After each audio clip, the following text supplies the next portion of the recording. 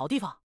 白小纯不由赞叹：“白大使过奖了。”大皇子微微一笑，心中也有得意，看了看白小纯后，又继续开口：“这还得感谢白大使所在的通天世界啊！小王这府邸之所以能有现在这样的气象，与炼灵密不可分。”大皇子话语间，一指远处的假山：“白大使，你看，我这府邸所有的山峦，原本就是仙石，刻有阵法。我又寻找在我邪皇朝内的炼灵大师，多次炼灵，虽然失败了很多次，可最终还是形成了如今的模样。所有假山皆炼灵3次。”一说起炼灵，这大皇子明显兴趣极大，带着白小纯走向大殿时，随手一指就是炼灵之物，甚至他对于炼灵的一些原理也都略知一二的样子。白小纯在旁听着，心中也有惊奇，实在是这大皇子是他在永恒仙域上所遇到的对于炼灵最为了解的外人了。我知道你们通天世界的炼灵分为3个不同的办法，第一个办法是依靠某种信念，第二个办法则是寻常用一些材料引动天地之力，而第3个办法据说最为正统，那就是依靠多色火，甚至因这种多色火形成了炼魂师。而白大使就是通天世界内唯一的，也是从古至今都极为少见的天品炼魂师。大皇子侧目扫了扫白小纯，似察觉到了白小纯的惊奇，他笑了笑，神色露出一些遗憾。唯独可惜，在我的研究之后发现，这炼灵之法的确是需要通天世界血脉之人才可成功，外人若无血脉之力，哪怕掌握了所有的精髓，也断然无法成功。即便是重新培养出来的通天血脉之人，也不知为何成功几率减少极大。这是永恒之母给予魁载后人的祝福。太皇子叹了口气，可白小纯却从他的这句话里感受到了一股血腥味。白小纯眉头微微皱起，正要开口，可赫然的，这大皇子竟猛地转过身，目光炯炯地望着白小纯：“白大使，实际上小王邀请你来，是因有笔交易，想要问你感不感兴趣？”“什么交易？”白小纯压下心头的不悦，同样站在那里不再前行，看向大皇子。大皇子舔了舔嘴唇，目光在白小纯身上扫过，这目光带着某种侵略感，好似那种色胆包天的男人去看一个绝世美女一样。这神态立刻就让白小纯眼皮一跳。“白大使，你的这具身体可否交易给我？”随着大皇子话语一出，白小纯顿时面色阴沉下来，更是心头发毛，袖子一甩，冷哼一声：“大皇子，还请自重。”说着，白小纯不悦之意明显，索性转身就要离去。“白大使，等等，你误会了本王，实在是本王对于修士的肉身有收集的喜好。白大师，你先别着急，只要你同意，我可以用其他身体来与你交换，保证让你满意。而且以白大使的修为，夺舍之事太过简单，况且本王收藏的身体任何一具都是孤品，绝对完美无瑕。”大皇子说着，生怕白小纯误解与拒绝，立刻双手一拍，顿时这皇子府内的所有假山突然散发出强烈的光芒。这光芒闪烁中，这些假山竟一个个直接变得透明起来，好似成为了寒冰一般，露出了其内被封印的一具具尸体。这些尸体有男有女，有老有少，有美有丑，有的强壮，有的瘦弱，可毫无例外，全部都散发出某种宝光，显然是被精心维护。原本准备离开的白小纯，此刻也都睁大了眼，呆呆地看着四周假山内的尸体。他的脑海首次有些不灵光了，实在是来到这里后，眼前这个大皇子的奇葩爱好，让白小纯觉得匪夷所思的同时，更是眼界大开。居然还有人喜欢收藏尸体，还摆在院子里。白小纯脑海嗡嗡时，大皇子很满意白小纯的呆滞，他对于自己这个癖好很是自豪。此刻望着四周的尸体，他就好似看到了无价的珍宝一般，居然向白小纯介绍起来：“你看这具，这可是天下独一无二的石羊肢体啊！此人当年凭着如此战体，在天人时就能与半神一战，强悍无比，难以形容。还有这具更是了不得，这可是拥有绝美之香的媚体。这种身体的男人，他们天生就会吸引无数女修的心神。本王研究过，他们的身体可以散发出一种波动，这波动惊人，能引动一切异性的心潮。还有这个老头儿，你别看他沧桑无比，可实际上，此人可以说是我永恒仙域活得最久之人了。明明只是半神修为，可他的寿元之多，甚至比天尊都要夸张，也不知是什么原因。就算是小王也没研究明白。”白小纯看着大皇子在那里不断的介绍，四周众人竟没有几个表情意外的，显然这大皇子的癖好在邪皇朝中不是什么秘密。又下意识地望着那些被他介绍的尸体，白小纯此刻脑海很乱，只觉得有些茫然恍惚，更是毛骨悚然，赶紧开口打断大皇子的陶醉：“那个身体发肤受之父母，此事还是算了。大皇子，白某还有事，先走了呀。”白小纯说着，赶紧后退。眼看白小纯要走，大皇子眉头皱起，神色露出不满，似乎白小纯的这句话让他极为不悦。“白大使不同意没关系，可你的说话也未免太过迂腐。”大皇子冷哼一声：“我辈修士一生所修逆天行，目标是永恒大道，而肉身则是如舟船一般，承载我辈修士神魂前行时光之河。可这条长河惊涛骇浪的同时，又路途遥远，存在了各种意外。若有更好的肉身舟船放在面前，不断的替换之下，走向大道的可能性必然增加太多。大皇子声音铿锵有力，透着偏执，传遍四方。白小纯听到这里，也都愣了一下。实在是他乍一听，也都觉得似乎大皇子说的有些道理的样子。白大使身为天尊，见识真是让小王不敢相信。肉身舟船自然是要勤换才对，如此才能节省时间，直奔大道终点。大皇子眼看白小纯在聆听，内心有些得意，这是他的道，也是他坚信的，可以直通永恒终点的大道。至于身体发肤受之父母，此事虽没错，可这只是我们人生中第一艘船而已，如同法宝，我就不信白大使此刻还用着你刚刚踏入修行时的法宝之物。大皇子话语说到这里，白小纯也不由吸了口气。他明明觉得大皇子说的不对，可偏偏此人坚定的模样，让人竟无法去质疑什么。白大使，你看小王我的这只右手来自邪龙一族，具备阴寒之力；我的左手来自惊天一脉，一旦施展神通，可让天地色变。还有我的右腿，这是凶煞之腿，至于左腿，则是龙涛之足。大皇子索性一把撕开衣服，顿时就露出了一具仿佛拼拼凑凑被无数份不同身体部位组合在一起的身躯。那身躯上有无数的疤痕，让人看了后触目惊心。白小纯心神也被大皇子的举动震撼了，他从来没想过这个世界上居然有这种奇葩之人，他爹也能允许。白小纯内心这个想法刚刚升起时，大皇子显然在这方面见多识广，似看出了白小纯的想法，于是微微一笑。邪皇陛下曾经虽反对我的道，可在很久之前，他已经不再反对，而是极为认同。第1171集，自由的狗。邪皇认同白小纯听到大皇子的话语，眨了眨眼，心底嘀咕起来：这也是一个可怜的孩子，他都不知道他爹已经不是他爹了。他真爹不认同，可换了假爹后，当然认同这孩子去祸害自身了。白小纯同情的看了一眼在那里自得的大皇子，他觉得这一次的宴席自己是真的吃不下去了。另外，他此刻有种很强烈的感觉，他琢磨着这邪皇城的人似乎都有毛病，一个个都很不正常的样子。此刻赶紧抹去自己方才还觉得大皇子所说有些道理的想法。他可不想这个念头根深蒂固后改变了自己的人生观。这些人都有病。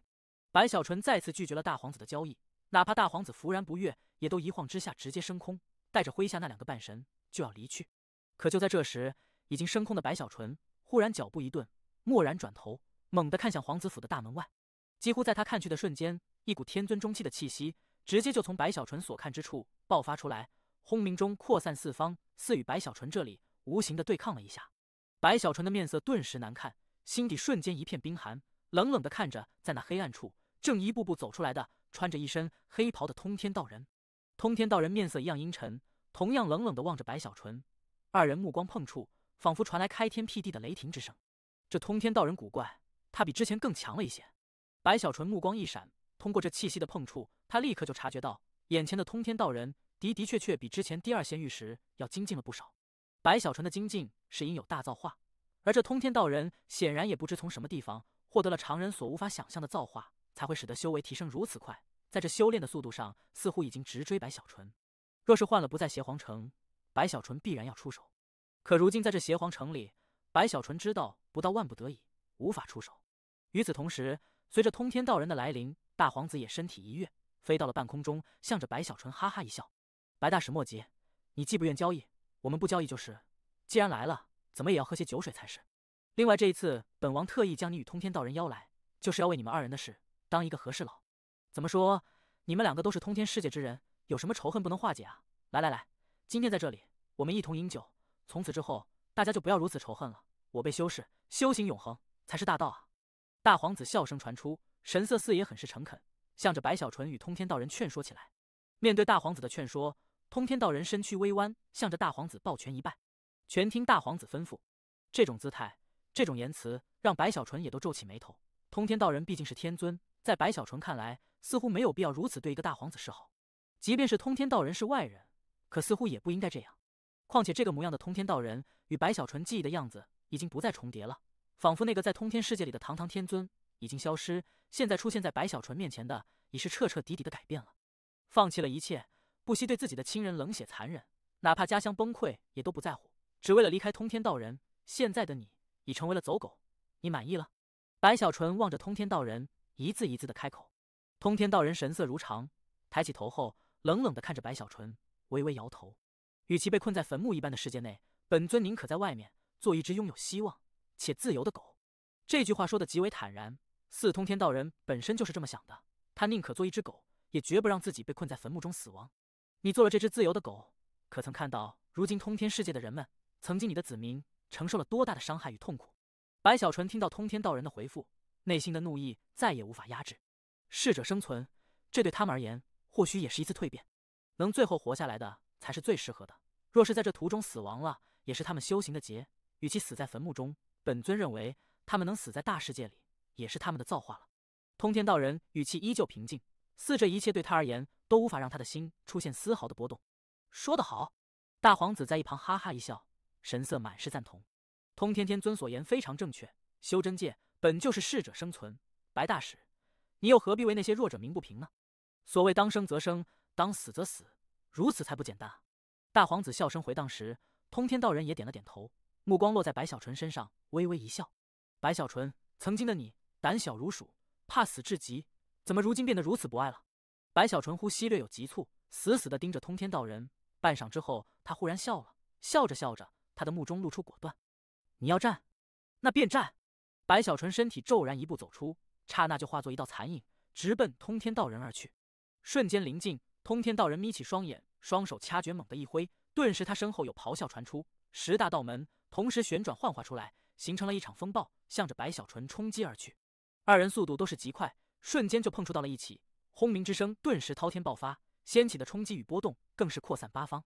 附近的所有天人与半神一个个都面色变化，齐齐后退，哪怕大皇子也都立刻倒退开来。实在是这两大天尊之间的出手，其破坏力之大，足以让所有人心神狂震。白小纯，你干什么？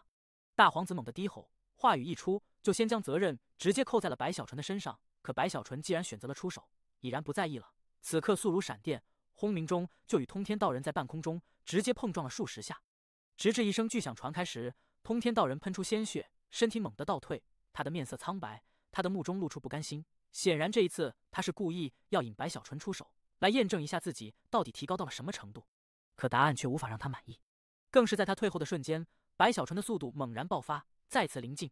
轰鸣中，通天道人鲜血狂喷，身体颤抖，再一次被直接轰出100丈开外。可就在白小纯杀机爆发的瞬间，突然的一道道神识轰轰降临，正是这邪皇城内的几位天尊，他们都来阻止。如果仅仅是他们出现也无所谓，可紧接着一股超越了天尊、充满了邪恶与霸道的神念，如同开天一般乍然落下。仅仅是神念，就直接将白小纯很是不客气的一把推开。白小纯全身一震，噔噔噔退后数十丈。抬头时，他的耳边传来了邪皇冰寒的声音：“都够了！”通天道人深吸口气，连忙低头称是。白小纯这里咬牙，沉默半晌后，也只能点了点头，袖子一甩，转身离去。可就在白小纯走出几步后，他忽然脚步一顿，站在那里，没有回头，问出了一句话：“杜灵飞他怎么样了？”这句话带着颤音，已经藏在白小纯心中太久，他曾经不敢问，不敢听到答案，此刻却还是问了出来。第1172集福利。在白小纯问出这句话的一瞬，始终面色都是冰寒，哪怕之前喷出鲜血，也都依旧冷酷的通天道人，他的身体竟微不可察的一颤。随着轻颤，他低着的头掩盖了目中浮现的一丝复杂与苦涩。尽管这神色瞬间就消失，可他的声音还是低沉了不少。他还活着，在哪里？白小纯背对着通天道人，一样身体微颤，深吸口气后问出了第二句话。我没有找到。通天道人沉默许久，轻声开口。没有找到这句话落入白小纯耳中的时候，他不知道自己是什么心情与思绪。半晌之后，白小纯没有问出第三句话，向着远处离去。直至回到了大使馆后，白小纯将自己关在了密室内，盘膝坐下时，他的身体越发颤抖，他的目中露出悲伤，他的眼前浮现出的是当年自己被通天道人吸取升级时，杜灵飞在一旁哀求哭泣绝望的画面。活着就好。白小纯喃喃，尽管他不知道为什么，就连身为天尊的通天道人也都找不到杜灵飞，可白小纯只要知道他还活着，就明白早晚有一天自己会将他找到的。就如同白浩，只要还有一丝机会，白小纯也都要把握所有，让一切都没有遗憾。这是他美好的想法，也是他心中的信念。一定。白小纯深深的呼吸，此刻心头压抑，他只能闭上眼，用他曾经不喜欢的修炼来让自己平静下来。时间眨眼流逝，很快又过去了1个月。这1个月里，白小纯的修炼没有停止，这枯燥的修行他似乎已经习惯了。在这修炼中，他才可以不去思索曾经的往事，不去碰触内心深处的苦涩。直至又过去了1个月，在白小纯的推演与尝试下，他确定了气灵再次处于沉睡后，这才重新去了在星空中飘游的残扇上。残扇的四周一片漆黑，站在那里看着四周的星空，白小纯不知道这里距离永恒仙域有多远，也不知道这里属于什么区域。他只知道，当自己站在这里时，无论是心神还是意识，似乎都与在永恒仙域上不一样了。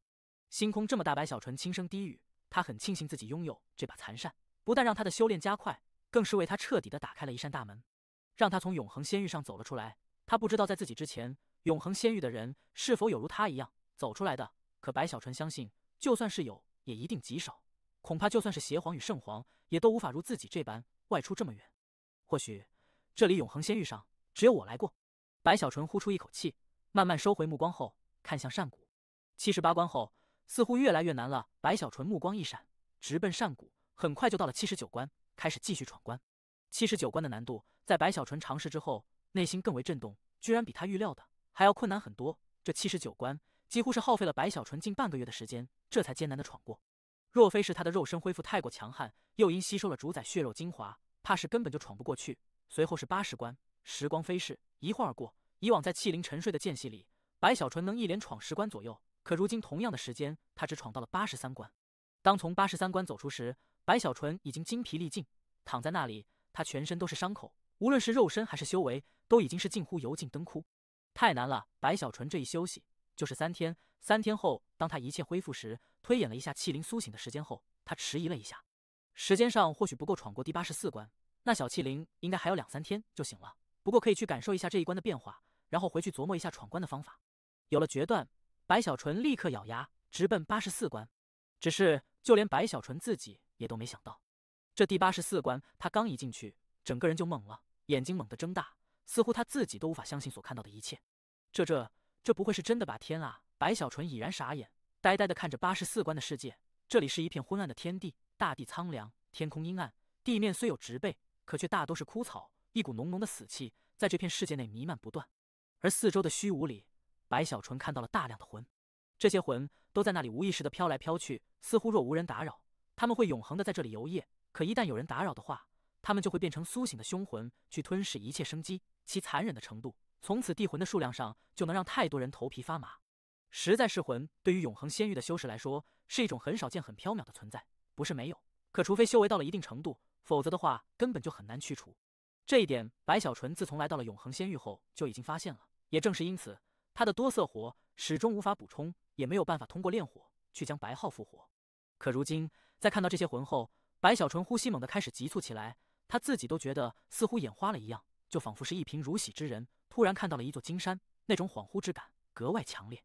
与此同时，就在白小纯出现的刹那，这四周的魂好似被刺激了一下，纷纷从无意识的状态苏醒，猛地就看向白小纯。这四周魂的数量近乎数不清，此刻纷纷看向白小纯后，顿时就发出了无声的嘶吼。这四周形成的波动，顿时让这84关风云倒卷，仿佛乾坤倒转，整个世界似乎一下子都暴躁起来。无数的魂纷纷露出凄厉的一面，向着白小纯这里疯狂地冲来。天哪，这难道是真的？白小纯揉了揉眼睛，没等那些魂靠近，他就一晃之下主动出现在了前方，右手抬起一把就抓住了一缕冤魂，在手中一捏之后，一团异色火就瞬间在其手中出现。看着异色火，白小纯顿时激动了，他的气息前所未有的强烈波动起来。这不是虚幻？天啊，这里我爱这里！白小纯仰天大笑，振奋到了极致。他觉得这残扇太好了，之前那么难，可现在居然给了自己一个福利。这个时候，就算是气灵苏醒，白小纯也都不在乎了。他如今满脑子都是魂，实在是与永恒仙域这段时间，白小纯的多色火阴魂的极度缺少，已经都消耗的差不多了，以至于现在他的炼灵也都不能如以前那样的奢侈，而是需要衡量之后有选择的炼灵。我的，别跑！哈哈，乖魂，都你家白爷这里来！发达了，这次发达了！整个世界都在回荡白小纯那激动无比的振奋之声，而那些原本凶残的魂，他们即便只有本能，没什么神智，但也很快就懵了。实在是，他们虽从没遇到能闯入这里之人，可在他们的本能中，似乎应该是活人害怕他们才对。可眼下，白小纯往往一挥手，就是一把巨魂丹飞出，轰轰声下，这些魂一片片的被吸扯过去。这也就罢了，他甚至还临时炼火，更是主动的去靠近，就仿佛一切都颠倒过来一般，使得四周那些冤魂渐渐的竟首次感受到了恐惧，惨叫中向着四周闪躲，试图远离白小纯的魔爪。小乖乖别跑！白小纯怪叫一声，双眼冒光，兴奋地扑上前去。第1173集满载而归。对于这些冤魂而言，他们这一生原本是波澜不惊的，原本应该是一切生者畏惧的，而这片世界本也就是被塑造出来的死亡之界。可如今随着白小纯的到来，随着天品炼魂师的第一次降临，随着聚魂丹在残扇上的一次前所未有的爆发，一切都改变了。轰鸣之声在这世界不断的回荡开来，白小纯别的丹药都损耗极大，唯独聚魂丹因在这永恒仙域没有了用武之地，所以始终存量庞大。毕竟他当初在蛮荒时，聚魂丹是他居家旅行必备之物，也早就养成了出门在外看到野生的冤魂就顺手收了的习惯。这种好习惯在永恒仙域这几乎没有魂的世界里，让白小纯每次想起都觉得手痒的同时满是遗憾。可今天他兴奋了，激动了，振奋了，实在是这里的魂太多太多，以至于让白小纯觉得这一关就是自己的福利，超出了之前所有关卡。甚至此关度过后，在白小纯看来，不管给什么奖励都可以，哪怕没有奖励也都行，因为这一关本身的冤魂对白小纯而言就已经是最好的奖品了。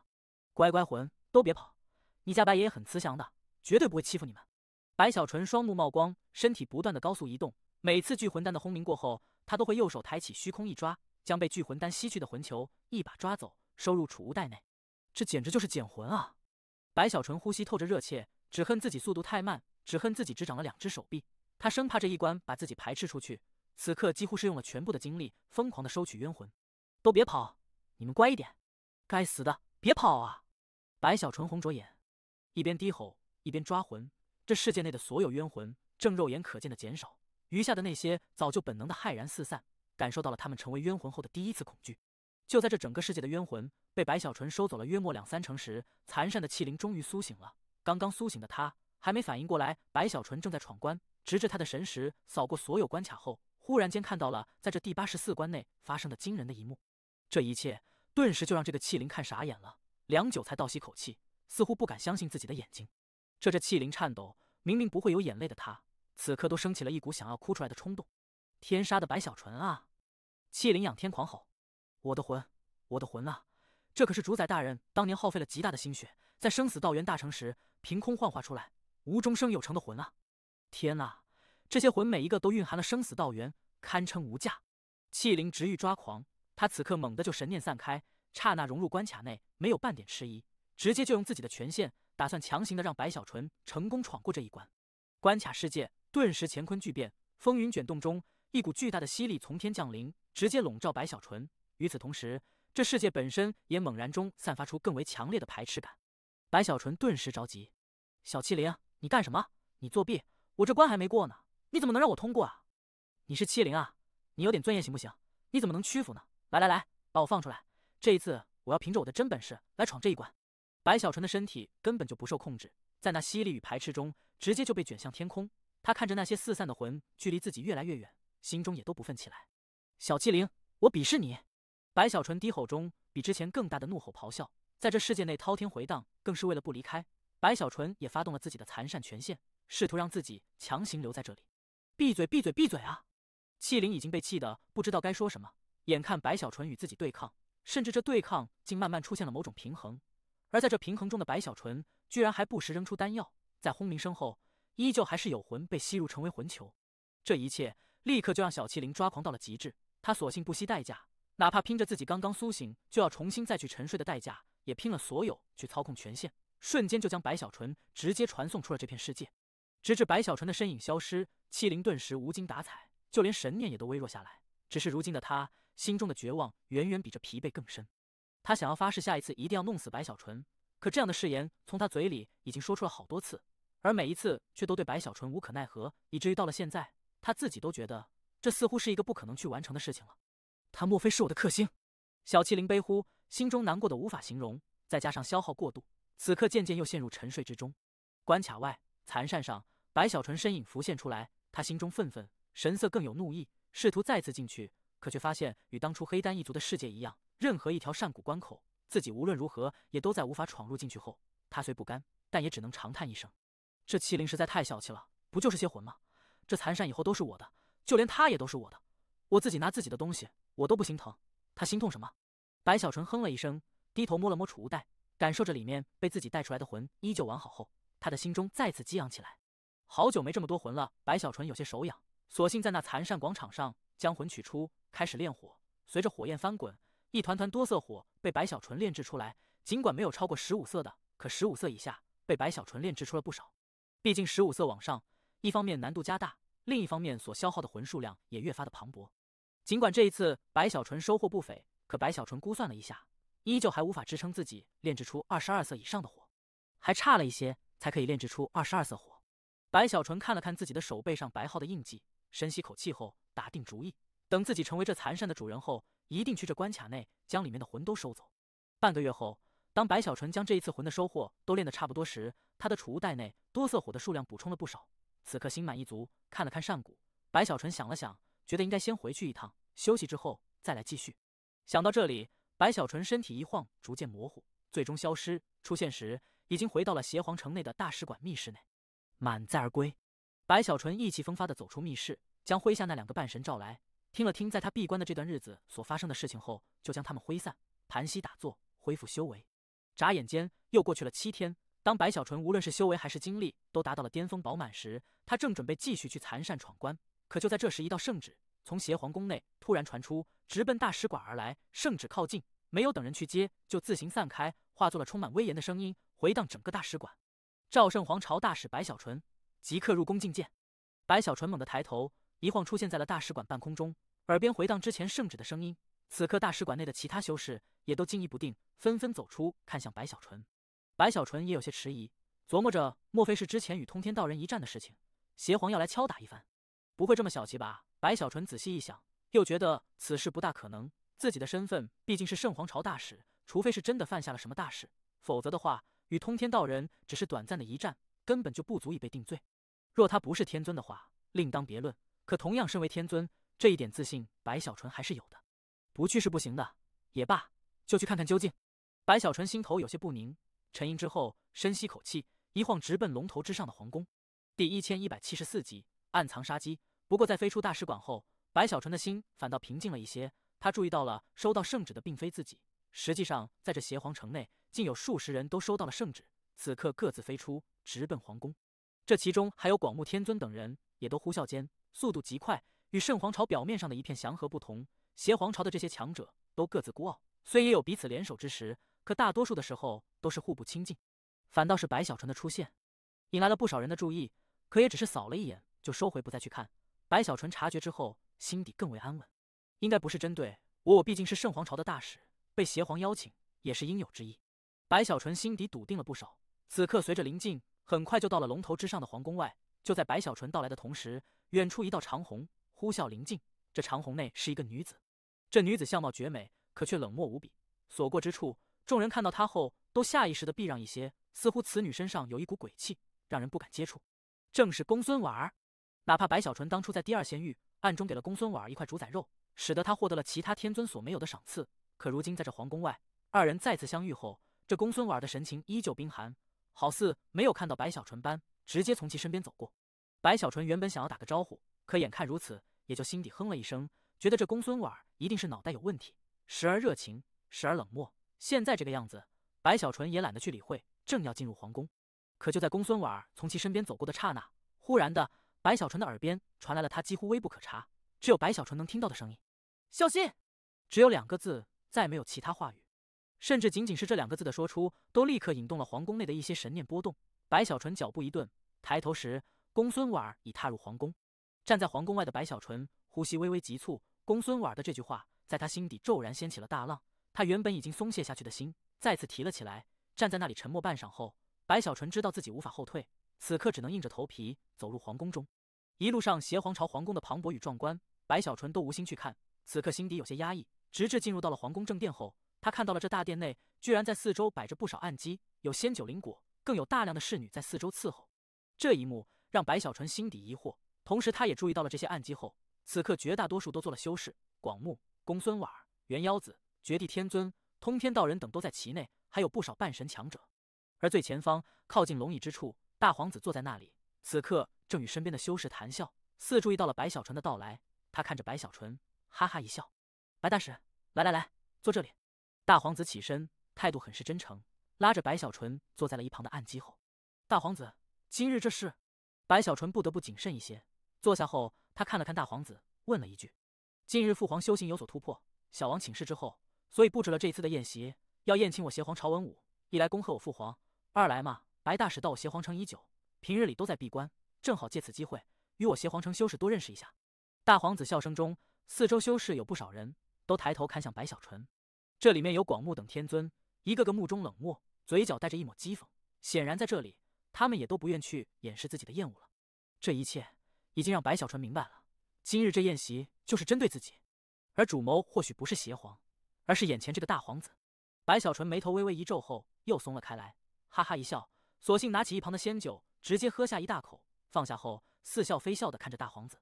对于白小纯的举动，太皇子目中深处寒芒一闪，随即一样笑了起来。很快的，当在没人进入大殿后，一股超出天尊的神念波动轰然降临，使得四周所有修士都心头一震，还没等有所反应，在那龙椅上已多出了一人，一身龙袍，戴着地冠，面无表情，可却似神一般，正是邪皇。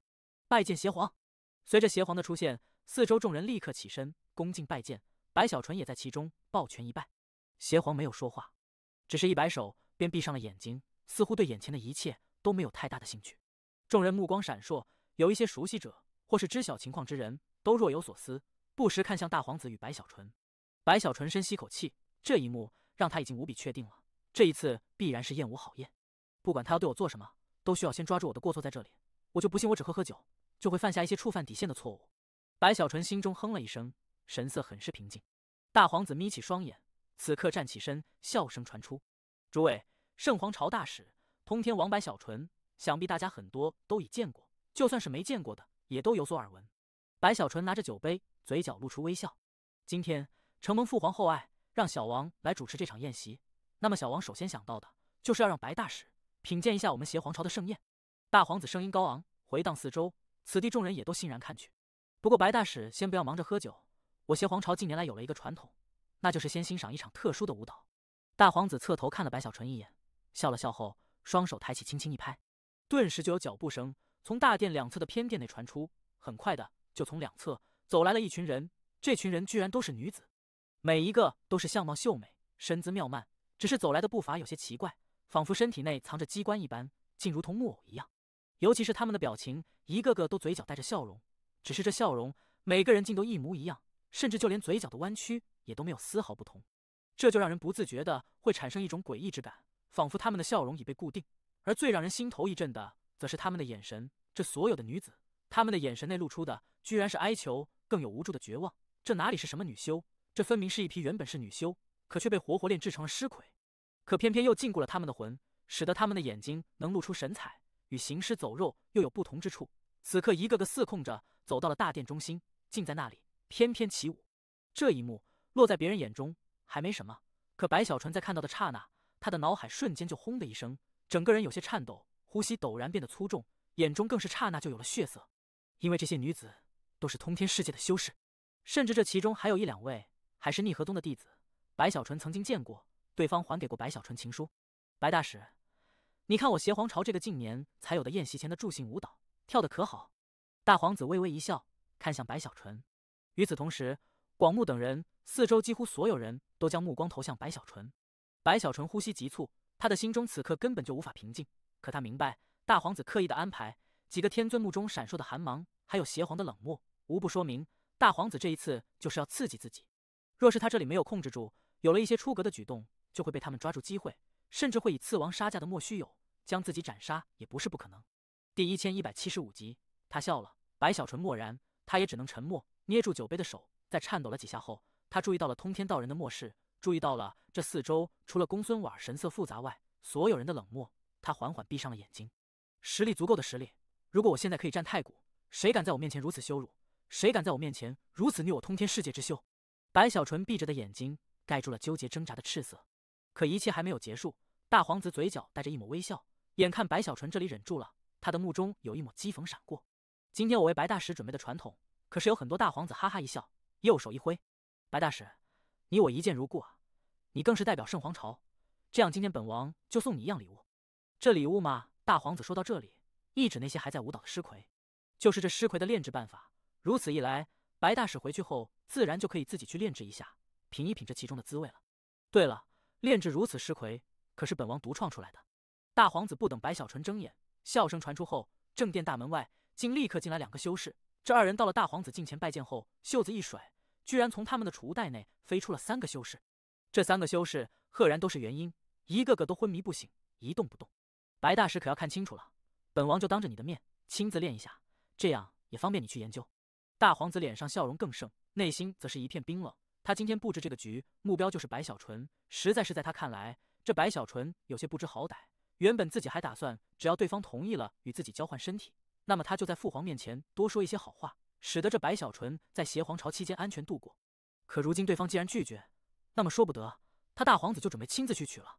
如白小纯所判断，只要他稍微有一些出格的举动，在这皇宫内，在邪皇面前，哪怕小事也都足以变成大事。所以他要的就是让白小纯忍不住。此刻心底冷笑中，大皇子上前，当着所有人面开始炼制尸魁。很快的，就有凄厉的惨叫从那修士口中传出，回荡整个大殿时，白小纯身体更为颤抖，他的眼睛也慢慢睁开。他不想去闭上眼，他想要去看得清清楚楚。炼制这特殊的尸魁，有一点白大使可要注意，就是全部过程里万万不能让对方死掉，一定要用各种折磨的办法，让他痛苦，让他哀嚎，这样的话才可以使得尸魁在完成后，对方的全身血肉处于活跃的状态。大皇子一边练一边笑着向白小纯介绍，整个过程残忍无比，足以让人看得触目惊心。白小纯死死地扣住座椅的扶手，眼睛内的红芒在这大殿内都惊人，眼前的一幕让他整个人都要疯狂起来。那种残忍比生生剥皮还要强烈无数倍，几乎是将一个活人彻底的从内向外的改造。如果仅仅是动作也就罢了，大皇子的介绍更是无比详细。而他为了刺激白小纯，竟把手中被炼制的3位修士解开了封印的操控，使得这3人恢复神智，可以开口。如此一来，凄厉之音更为强烈，尤其是3人里的一个中年男子，他似乎认识白小纯，此刻在那痛苦下，猛地看到了白小纯后，发出了求救：“魁祖，救我，救我！”这声音的传出，让公孙婉面色再也控制不住的陡然一变，向着白小纯摇头示意。而白小纯这里更是瞬间就将扶手捏碎，无数木屑散开中，广目等人也都目光一凝，气势升起。他的怒意已经滔天，到了无法承受的程度，他的身体颤抖，心里难受无比。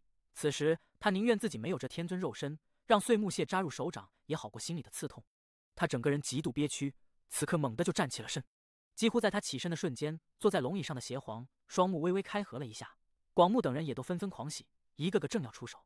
可就在这时，忽然的，公孙婉舒的右手抬起，猛地一挥，顿时3道黑雾刹那而出，速度之快，大皇子身为半神，根本就无法阻挡。其他人又都将注意力放在白小纯那里，也来不及反应，瞬间这3道黑雾就融入到了那3个正在凄厉惨叫求救的通天世界修士身上。顿时，这3人身体一颤，神色中竟露出解脱，闭上了眼，气绝身亡。够了，大皇子，这里是皇宫，你的这些研究莫要拿到这里，也别在本尊面前去摆弄，本尊看着恶心。公孙婉出手的瞬间，冷然开口，声音如同阴风吹过，在这皇宫内回荡开来。这种事白小纯无法做，可他身为邪皇朝天尊，他可以做，只不过这么做的后果不小。你！大皇子猛地转头看向公孙婉，四周众人也都心头一惊，就算是那几个天尊，也都眉头微微皱起。可既然公孙婉出手了，他们也不好说什么，纷纷收回目光。坐在龙椅上的邪皇，此刻略微开合的双眼也在公孙婉身上看了看，露出微不可察的一抹阴霾。白小纯看着那死去后脸上带着解脱之意的3位修士，深吸口气后，面无表情地向着邪皇一拜：“邪皇陛下，白某身体不适，先行告退。”他说着，转身就要离去。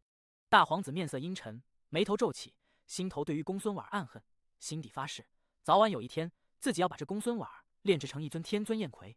此刻眼看白小纯要走，他岂能善罢甘休，立刻上前阻拦在白小纯前方：“白大使，邪皇陛下还没有同意你走呢，宴席也还没结束，你怎么能走呢？而且接下来还有一件更大的事情。”白小纯冷冷地看着眼前的大皇子，他心底的杀机之重，顺着目光散出时，就算是大皇子也都内心一颤，升起一股寒意。若非是此地不允许，白小纯一定将这大皇子直接斩杀。他没有理会阻拦在自己面前的大皇子，继续向皇宫外走去。广目等人目光闪动，略有迟疑，又看了看邪皇，发现邪皇也一言不发后，他们也就都没有什么动作。大皇子此刻出了一身冷汗，恼羞成怒，忽然拍手，顿时在白小纯的前方皇宫外立刻有一道长虹呼啸而来，这长虹内是一个老者，同样也是半神修为。他并非独自，他的手中竟赫然拎着一人。此人头垂下，看不到样子，可其身上居然穿着地袍，头顶上虽没有戴着地冠，可那一身黄袍在这皇宫内格外的显眼与刺目。魁皇！白小纯脚步猛地一顿，心底震动，失声低呼。永恒仙域上有资格穿黄袍者只有2个，一个是邪皇，一个是圣皇。可实际上还有一个人，他一样有资格。这个人就是魁仔的嫡系后人，通天世界的正统皇朝中的魁皇。如果说白小纯是依靠当初与通天道人的一战，依靠守灵人的造化下形成的魁仔的血脉成就的魁祖，再加上他的修为天尊，如今成为了通天世界修士心中的皇者，那么曾经的魁皇在身份上他才是真真正正的通天世界的至尊。通天世界崩溃，魁皇没有陨落，而是被邪皇朝抓住，不知被折磨了多久，挖空了一切秘密后，在今天被人如同拎着一只牲口般直接就拎到了皇宫内，出现在了白小纯的面前。在听到了白小纯的声音后，已经神志模糊的魁皇缓缓地抬起头，茫然地看着四周，直至他看到了白小纯。他笑了。第1176集传承，这笑容很是沧桑，尤其是魁皇的左眼睛已经成为了窟窿，从痕迹上去看，竟似乎是他自己挖下的。而他原本不应该是这么苍老，显然成为阶下囚的这些年，这位大皇子在他的身上不知施展了多少次研究与残忍的迫害。堂堂一代魁皇，曾经在蛮荒时，他虽被大天师架空，可在颜面上，他依旧是魁皇朝的皇尊，依旧是被无数子民膜拜。只是如今如此凄凉，如此悲惨，白小纯身体颤抖着，张了张口却噎在那里。他的脑海浮现出的是当年在蛮荒时魁皇的样子，和今天此刻眼前所看仿佛2个人。白小纯气息紊乱，他无论如何也没想到再见魁皇居然是在这里。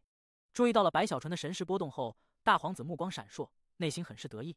他想方设法的去针对白小纯，目的就是要让白小纯犯错，毕竟大使这个身份过于敏感，可一旦白小纯自己犯错了，那么则一切好说。而他要的实际上正是白小纯的身体，可以说对于白小纯的血脉，这位大皇子垂涎已久，他有一定的把握。只要掌握了白小纯的身躯，他就可以破解魁仔血脉的秘密，不但可以获得炼灵的天赋，更是能将魁仔留下的功法修炼成功。白小纯的不死长生功，如今在永恒仙域已经不是什么秘密，尤其是他的逆天般的恢复，更是让很多人都动容。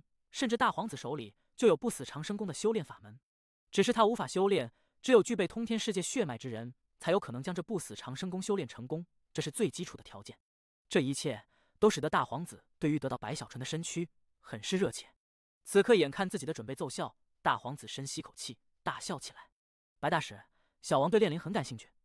你也知道，我这个人追求完美，身体内外已经差不多都换了一遍，甚至我也不瞒你，我的体内也已经有了一丝你们通天世界的血脉，也摸索出了炼灵之法，可这些血脉之力还不够啊，远远不够。而现在我已征得了父皇的同意，准备将这个魁皇生生炼化，将其整个身躯的血肉炼制成我的一条手臂。这条手臂将完美的具备了通天世界血脉，而我也因此能深程度的掌握魁仔血脉的秘密。大皇子话语回荡，整个人目中带着一抹癫狂，他的话语，他的身体仿佛已经疯了一样。可偏偏这四周众人竟绝大多数都觉得这一切正常，甚至一些半神目中都露出了羡慕。说到这里，大皇子猛地抬起左手，竟瞬间将自身的右手斩下，不顾鲜血喷洒，他一把抓住魁皇，直接就按在了自己的伤口上。瞬间竟有大量的肉芽诡异的蠕动，恶心至极的顺着魁皇的身体直接就钻了进去。魁皇身体剧烈的颤抖，可他的眼睛依旧在看着白小纯，他的脸上哪怕神色扭曲，也都依旧在笑，更有声音从其口中在这一刻传遍四周。朕的左眼藏着魁仔血脉的秘密，没有人可以拿走。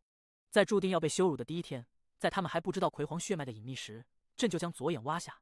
魁仔血脉的秘密是我通天世界的根基，是我通天世界的一切，他们谁也拿不走。魁皇笑了，在这笑声中，他似将身体内最后的力气爆发出来，当着邪皇及满朝文武的面，在这皇宫内说出了这么一番话。这些话他显然不是对其他人去说，而是对白小纯开口，因为他知道白小纯的血脉从某种意义上或许不如自己正统，可在浓度上却已超越了自己。他更是明白，他是通天世界的皇尊，哪怕只是末代的皇尊，也要肩负起自身的责任。这个责任他如今已经无法承担了，可他不能让魁皇血脉的秘密从自己手中丢失，而白小纯就是他的选择。从我挖下自己左眼的那一刻起，我就不再是魁皇，如今死在这里的也不是魁皇，只是一个通天世界普普通通的半神。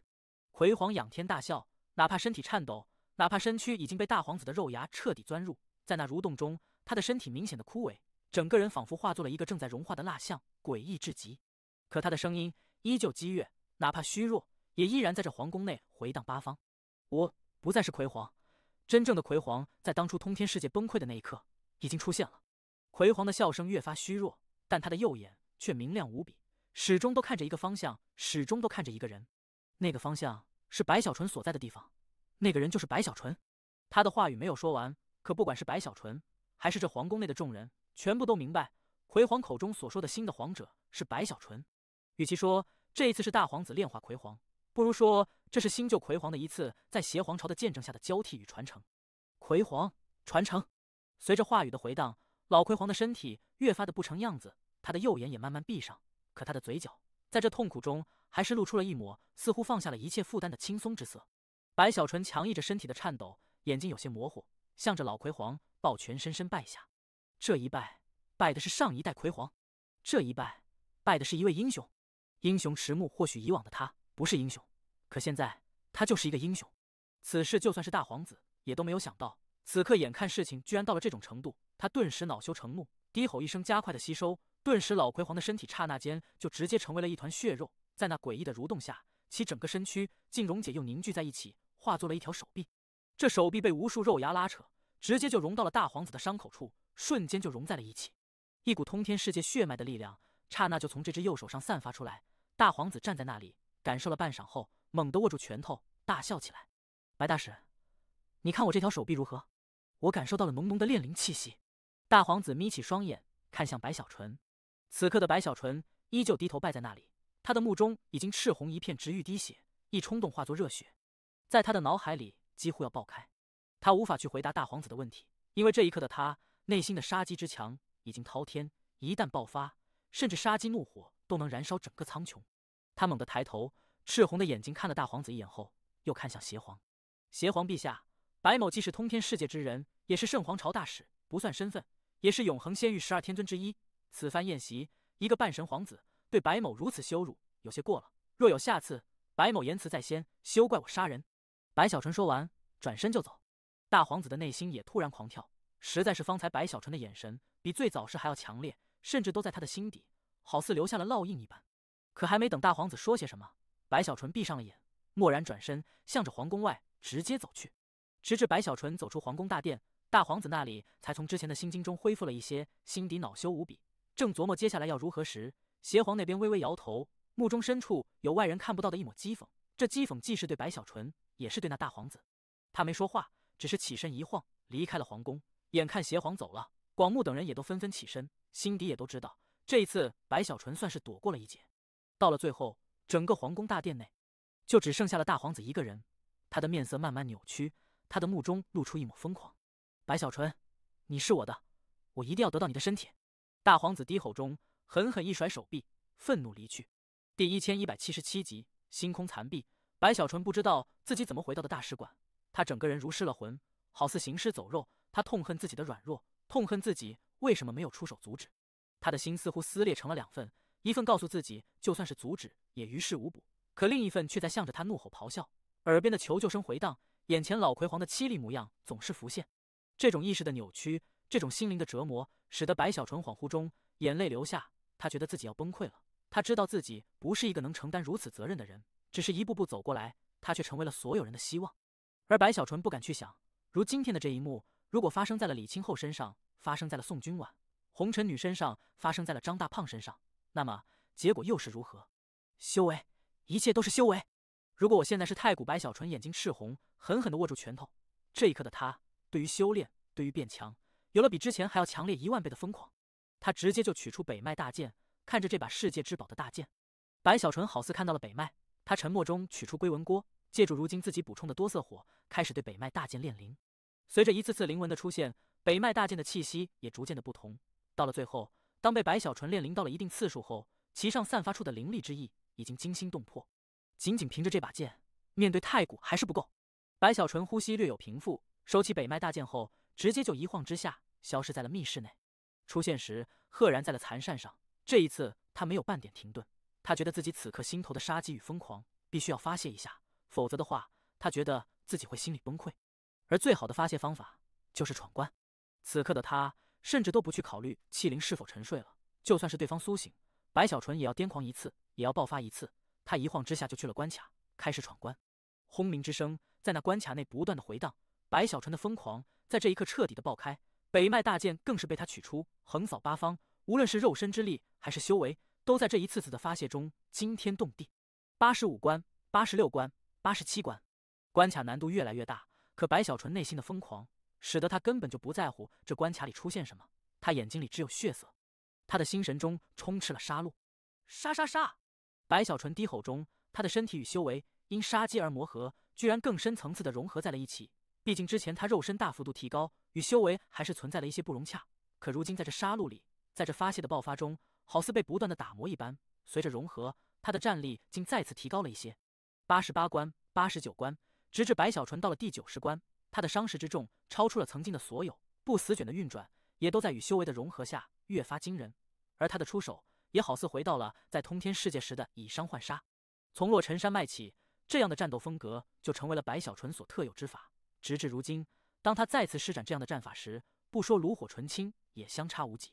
当他的热血沸腾，当他的发泄到了极致，当他的眼睛内已经越发疯狂时，正是在这第90关。90关的世界是一片充满了火山的天地，天空是黑色的，那是火山灰形成的黑云，大地上能看到一处处正在爆发的火山，整个世界都在一声声轰鸣中震动。而在这充满了暴怒的世界里，赫然有3条身体足够万丈大小的惊人石虫，正在大地上不断的穿梭，即便是正在爆发的火山，也都经不住他们的撞击，往往直接穿透后，使得岩浆火海大范围的扩散，而他们则在岩浆中游走，竟毫发无损。最夸张的是，他们所过之处，那些岩浆居然都开始石化，随后又被更多的岩浆淹没。远远看去，整个大地除了爆发的火山外，就好似一片岩浆之海，赤色浪花滔天，很是惊人。几乎在白小纯出现的刹那，大地上一条石虫似有所察，猛地抬头，在注意到了白小纯的身影后，蓦然发出一声咆哮，速度之快，竟化作一道残影，直奔白小纯吞噬而来。若是换了其他时候，白小纯必然躲开，可现在的他，在那石虫到来的刹那，双手掐诀骤然一挥，人山诀的施展，使得四周虚无扭曲中，凭空的出现了一块块巨大的石头，刹那就环绕在白小纯身边，将其组成了一尊巨大的石人。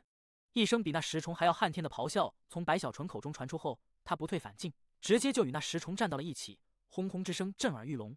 这一战让这关卡世界翻天覆地，也引动了另外2条石虫从四周呼啸临近，齐战白小纯。数日后，当白小纯从这第90关出来时，他的全身鲜血弥漫，他的右手更是消失，甚至他的半边脸都能看到骨头。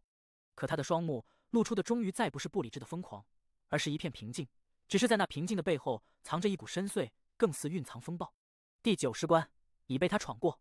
此刻走出后，刚刚到了广场上，白小纯就再也承受不住，喷出一大口鲜血，倒了下来，可却依旧挣扎着坐起，开始吐纳。随着修为的运转，随着肉身之力的恢复，又过去了3天，白小纯的手臂重新生长出来，他的一半脸正在慢慢恢复时，白小纯睁开了眼。他的修炼还没有结束，那石虫的鲜血似具备了某种强烈的腐蚀，使得他的恢复也都变得比平日里缓慢了一些。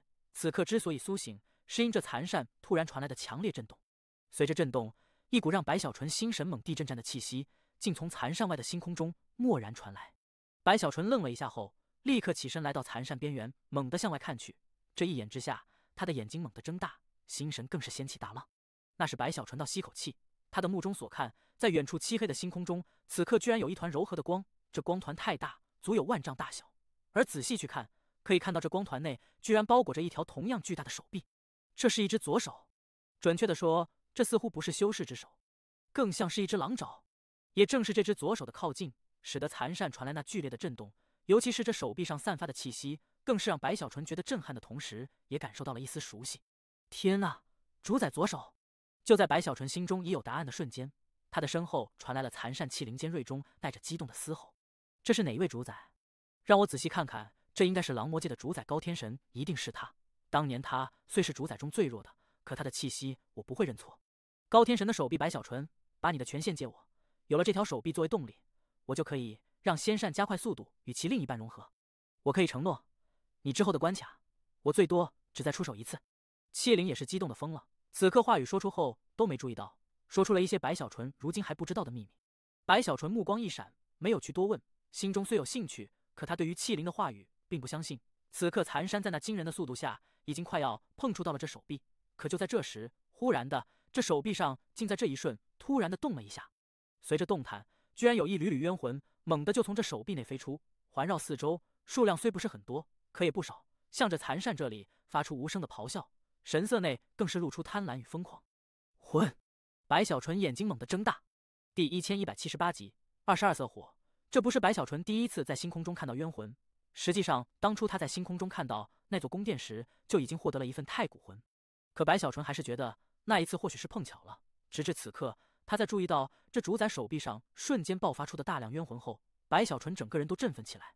自从来到了永恒仙域后，白小纯对于冤魂就始终需求，可却很难获得。之前的关卡内魂的收获，使得白小纯的多色火补充了不少，可实际上依旧还是不够，缺少太多。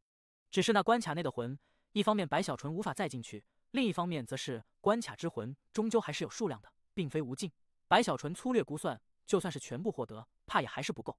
看来在这星空内的确存在了冤魂。白小纯呼吸透着激动，目光直勾勾地落在那些扑来的魂上，再没有半点迟疑，立刻就低吼一声：“小麒麟，我相信你一次。”白小纯说着，直接就散开了自己的权限。之所以如此，是因白小纯知道，哪怕自己散开权限，可若这小麒麟有反噬之心，他还是有把握瞬间将自己的权限夺回。毕竟此刻他与麒麟之间，单纯从权限上讲，白小纯要超出麒麟，只不过因本质的不同，在没有达到100关时，很多关于法宝的神通，白小纯无法掌握与驱使。随着白小纯对权限的释放，小麒麟立刻就振奋起来，此刻猛地就神念散开，覆盖整个残扇，借助白小纯的权限与他自身的能力，顿时就让这残扇爆发出了璀璨之光。随着残扇光芒闪耀，小麒麟右手抬起，一指主宰手臂上扑来的那些魂。震！只是一个字，好似一声天雷，在这星空内掀起如大浪般的波纹。与此同时，这残扇的扇面上存在的画像也都一下子动了起来，栩栩如生。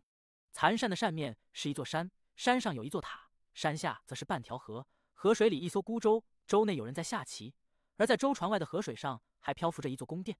随着画面的波动，似乎那舟船上正在下棋的人影，右手抬起向外一挥，仅仅是一挥之下，顿时就让这星空猛地震动，一股莫大的吸力滔天爆发，轰轰之声回荡间，那些扑向残扇的所有冤魂，一个个都发出凄厉的惨叫，纷纷成为了流光，被直接吸入到了扇面的河水里。而那主宰的手臂也都猛地一颤，若是一尊活着的主宰，这残扇哪怕在气灵操控下，也都无可奈何。但如今只是一只主宰的手臂，则一切简单很多。瞬间，那只手臂就缓缓的在碰触了残扇后，好似被拉扯一样，慢慢吸入画面里。只是这过程不快，残扇更是不断的颤抖，似也承受了极大的压力。毕竟这不是主宰分身的血肉，这是一尊真正的主宰的手臂。而那小气灵此刻也都露出憔悴之意，红着眼，似爆发了一切去维持这一切的进行。白小纯在旁边目瞪口呆的看着这一切，呼吸无比急促。当初这残山在遇到太古魂所在的宫殿时，没有气灵操控，还显露不出其惊心动魄的强悍。可现在有气灵控制，那扇面上的一切，任何一个都爆发出让白小纯心惊的气息。尤其是仅仅舟船上的身影一挥手，就让这主宰手臂也都无法抗拒的被吸入进来，就更让白小纯心底狂热无比。我这个法宝果然了不得！白小纯激动了，直至看着那手臂被彻底吸入扇面后，他一眼就看到，在那扇面内，山顶的天空上，此刻赫然多出了一只似从天降临，想要抓向河水内舟船的惊天大手。如果我有一天能这般操控什么邪皇，我一指过去，直接就将其捏碎。白小纯心头震颤，满脑子都是在幻想自己有一天可以在太古面前出手镇压的画面。与此同时，在将这主宰手臂吸入扇面后，整个残扇爆发出更强烈的光芒，似乎的确如小麒麟所说，这一只主宰手臂使得残扇的威能更大了一些。而小麒麟那里也似乎耗费了极大的代价，此刻气喘吁吁，化作一道长虹，就要飞入扇面内沉睡。至于被他借去的权限，此刻也重新属于白小纯。可白小纯有些不甘心啊，他眼看小麒麟要走，赶紧高呼一声：“不能白借啊，分我点好处！那大手臂我不要，里面的魂给我！”白小纯急了，这种眼睁睁看着小麒麟大有收获，而自己却一无所有的感觉，让白小纯赶紧上前几步。此刻正要飞入扇面内沉睡的小麒麟，似叹了口气，口中喃喃了几句外人听不到的话语，不知怎么的，竟首次的听从了白小纯的要求。神念一扫，顿时扇面那只大手猛地震动，大量的沉睡的魂从手臂内飞出，直奔白小纯而来。